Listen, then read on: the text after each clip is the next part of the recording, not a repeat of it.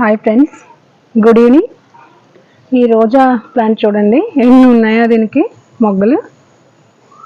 ఈరోజు మన టెర్రస్ పైన కొన్ని బీరకాయలు ఉన్నాయండి, వీటిని హార్వెస్ట్ చేద్దాం. చూడండి ఇక్కడ ఈ చెట్టుకి 2 కాయలు ఉన్నాయి. ఇది నేను చిన్న బుట్టలో పెట్టానండి. ఒక కాయనైతే కట్ చేద్దామండి, రెండోది ఇంకా పెద్దదవుతుంది.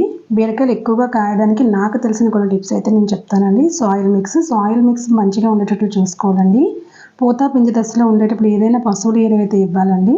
సమ్మర్లో ఎక్కువగా లిక్విడ్ ఫెర్టిలైజర్స్ అయితే ఇవ్వాలండి. థర్డ్ వన్, మొక్క 4 ఫీట్ పెరిగిన తర్వాత పైన టిప్ అయితే కట్ చేయాలి. అప్పుడే ఎక్కువగా బ్రాంచెస్ వచ్చి ఎక్కువ కాయలు వచ్చే అవకాశం ఉంటుందండి.